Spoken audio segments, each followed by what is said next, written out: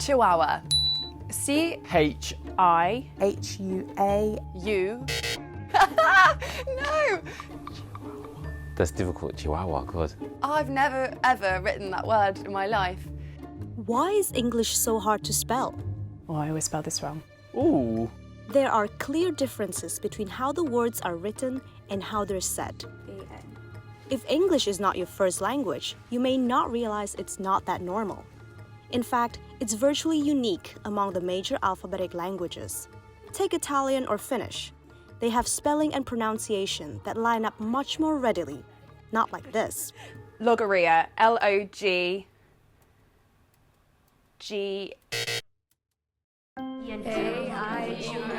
If you grew up in the United States, chances are spelling bees were part of your childhood. Decoding English from spoken to spelled is a tradition that's almost 100 years old at the Scripps National Spelling Bee. A-R-A-B-L-E. Arable.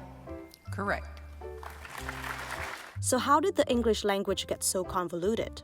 First, let's take a brief look at the history. In the British Isles, where the English language sort of is derived from, has been invaded by multiple people over the centuries. So you've got the Romans and the Vikings and the French all coming in, and therefore the language was also sort of evolving and churning through these other people interacting. And as a result, the English language has become enmeshed with all these other languages altogether. That's a big part of why the English language is difficult to spell. There are 26 letters in the English alphabet and roughly 44 sounds, depending on the dialect. Vowels make up 20 or so of those sounds. The schwa sound, which is sort of this universal sound that is it's the sound. You know, people say it all the time because it requires absolutely no effort with your mouth or tongue to create. You just say One of the experts I spoke with referred to it as a lump of clay that is sort of like shaped into all the other sounds. And it's also really interesting in that the schwa it can be represented by any vowel in the English language. So, for example, album, it's the U, or syringe, it's a Y. This sound can creep up in all these different places, which is how the spelling bees are very difficult. Are there any alternate pronunciations? The Scripps National Spelling Bee has been held almost every year since 1925. The bee's roots are drawn from the 1800s, when smaller and more local grassroots competitions took place across the states. The Scripps National Spelling Bee carries on that tradition and uses the Merriam-Webster Dictionary as its source of words.